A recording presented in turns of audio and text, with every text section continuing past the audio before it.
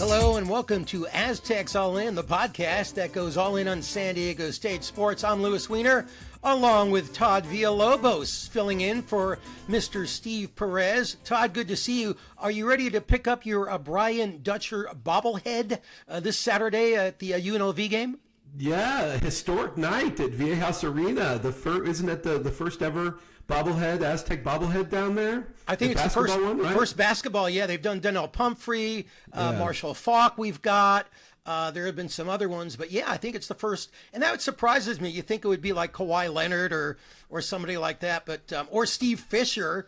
You know, at the Daily Aztec, I think they give away Lou Weiner bobblehead dolls down there. So I'm sure you have one down there at the Daily Aztec offices. Oh yeah, those are worth negative 0.0.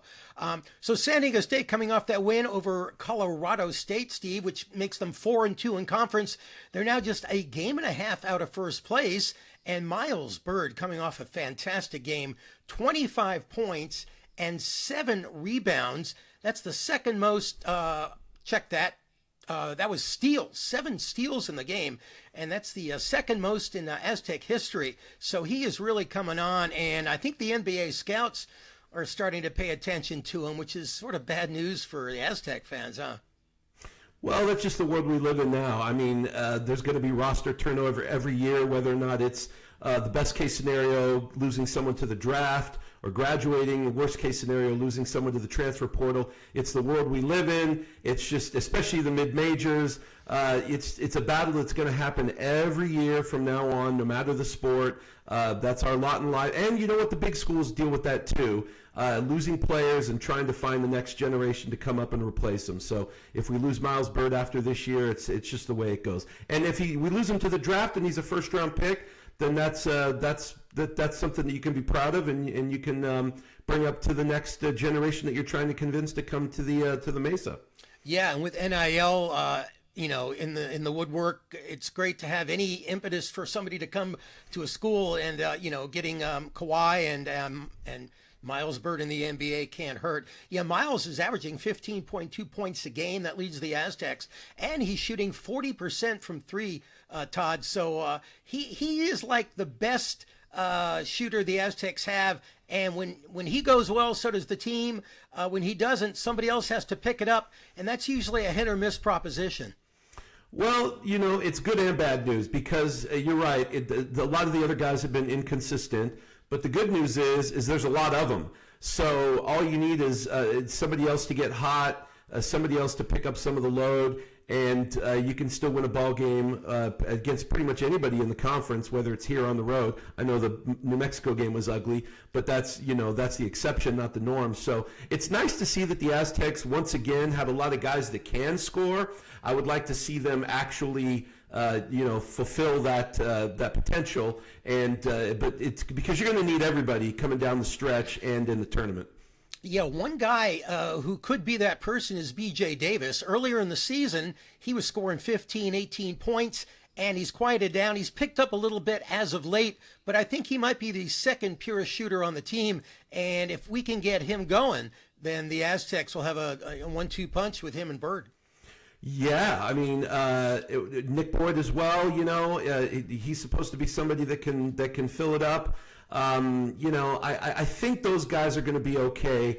What worries me and what has been our Achilles heel so far has been inside play, both offensively and defensively in terms of rebounding. The defensive presence on the inside has been fantastic, but the rebounding and the scoring has been has been pretty sparse, pretty sparse, I should say, and that they really need some production from inside, not just scoring, but rebounding too. They're getting killed on the glass, and that can't continue.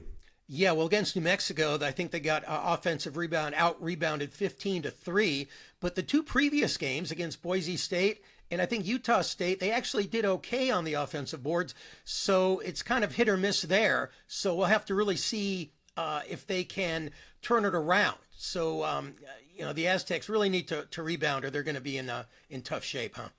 Yeah, and as Brian Dutcher does every year, the rotation is going to shrink. So we really need to find the guys that are going to contribute. Somebody may get left off of the playing time carousel, but that's just the way it happens with Dutcher every year. And I think that's probably what happens for most teams as the season gets down to the wire. But you know what? He's going to find his rotation of 8 guys, the best 8 guys that are going to play the majority of the minutes. And hopefully the big guys really kind of step up, and hopefully the perimeter shooting starts getting hot. Yeah, I think Miles Heide is the Aztecs' best offensive rebounder, but he doesn't get a lot of minutes. The 2 leading rebounders on the team, Jared Coleman-Jones with 6.5 a game, and Magoon Gwath with 6 a game. So they've got big guys, but they don't always put themselves in position to grab the defensive rebounds when they really need them. Yeah, Heide, to me, has been kind of the disappointment. When I saw him play last year as a freshman, boy, I thought, the big, wide body, even as a freshman, could match up with older players and bang down low. He's been a little bit of a disappointment this year. I have not seen that jump that I was hoping he would take. He went scoreless in the game against Colorado State, despite the fact that he did play some minutes. So I really was hoping for him to make a jump this year. It hasn't happened yet, but we're still middle of the season or so. There's still ways to go. He can make up for it, but would love to see Miles Heide turn it on. Yeah, I think offensively when he is playing, I think he's a little better than he was last year. But you're right, he still has some work to do before he can really, be called one of the top Aztec players on the team. Meanwhile, the conference is really tough this year, as it always is in the Mountain West. And remember, now they're playing 20 conference games as opposed to 18. So everybody plays each other twice this season. And there have been some upsets. UNLV upset Utah State this week. San Jose State upset New Mexico. Both of those happened in San Jose and Vegas. And of course, Utah State came here a couple of weeks ago and beat the Aztecs in a game the Aztecs led by 18 in the first half. And they struggled at the end of the first half and toward the end of the game. And they've been struggling toward the end of the first half a bunch this year. They did it against Colorado State, and they were sort of saved when B.J. Davis hit a bank-in 3 at the buzzer, so that made it a 6-point halftime lead. But the Aztecs have not been able to close either at the end of the game or at the end of the half. And again, when you get into tournament time, you got to fix that. Well, free throws have been a big part of that, especially in that Utah State game. This is a team that really has played so well free throw wise at the end of games. I mean, for years and years and years. You remember the 5-minute streak that we had that went on forever, and a lot of that had to do with how good the free throw shooting we had in the clutch. Hasn't been there so far. If you remember the Utah State game, I think if I remember correctly, Miles Byrd is like a 90% free throw shooter, missed 3 of them. And I think that has to shape up. But what a great weekend for the Aztecs, a win. And then to see Utah State and New Mexico both lose, it kind of vaults the Aztecs right back into the thick of things. You now have 6 teams all within 1 loss of each other. So it's not over yet. The Aztecs have some revenge to get, and I think the second half of the conference season is going to be pretty exciting. Yeah, real quick, you talked about free throws. Pharaoh Compton, who was 5 of 5, I believe, in the game the other day from the field, but from the free throw line, 0 for 7. And at the media availability today, Coach Dutcher basically said Farrah's a good free throw shooter. He shoots them in practice all the time, but if you can't shoot him in the game, then fans will never know. So that's something that anytime he goes to him and Miles Heide, I don't know who's worse. Based on percentage now, probably Compton, but Heidi's not very good either. So when you get these big guys going to the free throw line, especially with the game on the line, it's sort of cringy, what's going to happen, That comment from Brian Dutcher reminds me of the Chuck Long comment when he said, well, we're really good Sunday through Friday. Well, that doesn't really help you too much on game day. So he can make all the free throws he wants in practice. How about we sink a few in the games?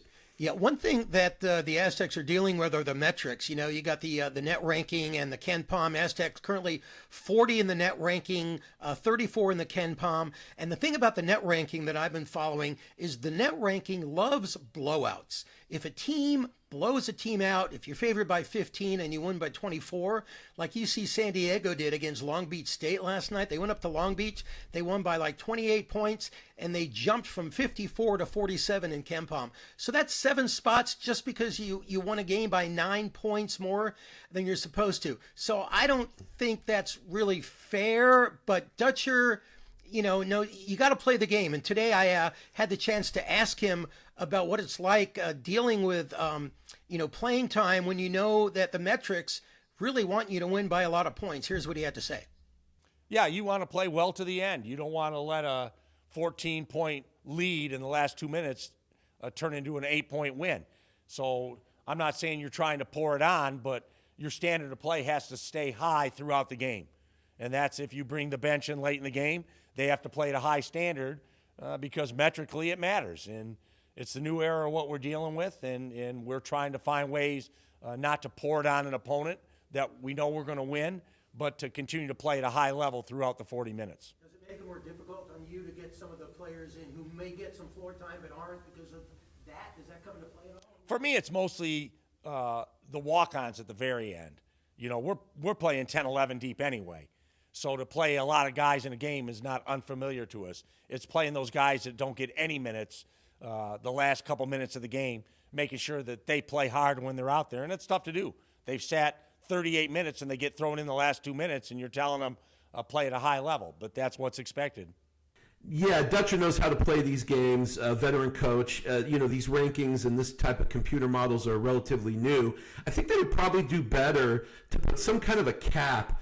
Maybe a double-digit win just counts for a certain amount of points in your factoring, your computer-generated formula. And once you get above that mark, whether you win by 28 or 29 or 17, maybe it shouldn't really count, because just keeping your players in at the end of a 28-point game to try to get it to 30 seems pretty unfair. Obviously a little bit of a lack of sportsmanship too. Still hucking up threes in a blowout like that.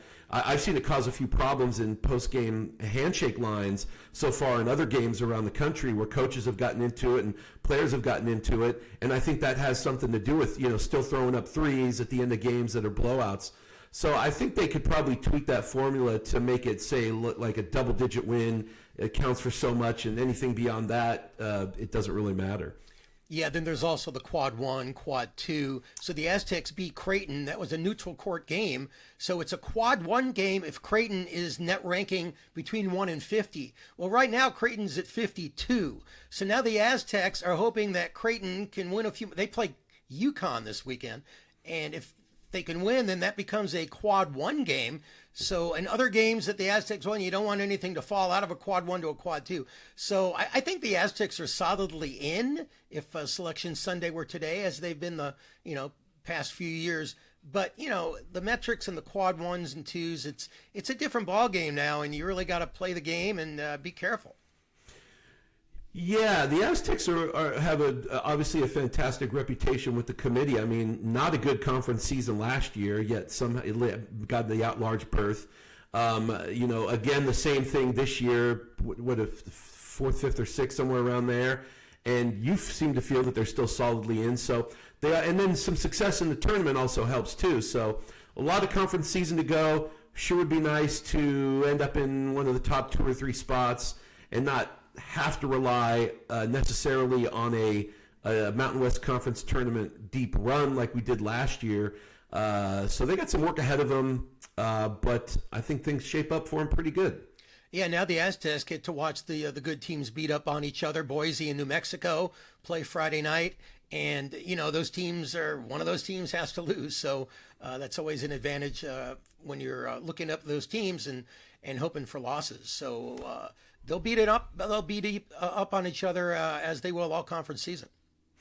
Well, just win, baby. Just keep stacking those wins. New Mexico Saturday, who's only beaten one team, and thankfully it was last weekend, one team in the top 100. I think they were 9-0 against teams outside the top 100, and 0-7 against teams inside the top 100 before their win against Utah State. So just keep stacking those wins, and the metrics will work themselves out.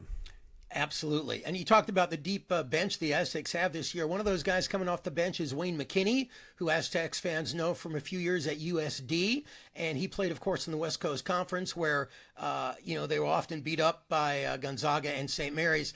So I had the chance to ask Wayne today about what it's like coming from the West Coast Conference where, USD is one of the bottom dwellers to coming to the Mountain West Conference where San Diego State is one of the better teams. Here's what he had to say. Definitely a big difference. Where I was at USD, we were always necessarily not the top of the food chain, middle pack, lower line, but we always came out and tried to do whatever we could to get wins. But, playing teams like that, Gonzaga and St. Mary's, they're always ranked top 10 or top 20 at the time. So that's a lot different as compared to now, being the team everybody wants to beat in this league. It's still everybody's giving us their best shot. Everybody's working as hard as they can to beat us. So, roles have been flipped for me to see how everybody's, working as hard to beat us.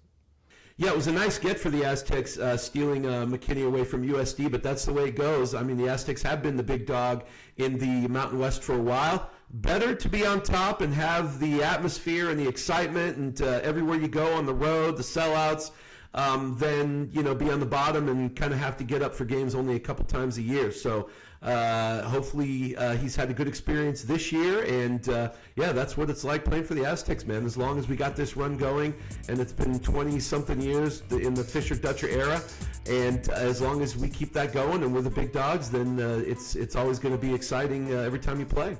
Yep, hopefully McKinney can, he's scoring better, so hopefully he can keep that up as the conference season continues. And that will wrap up this edition of Aztecs All In. Thank you so much for watching.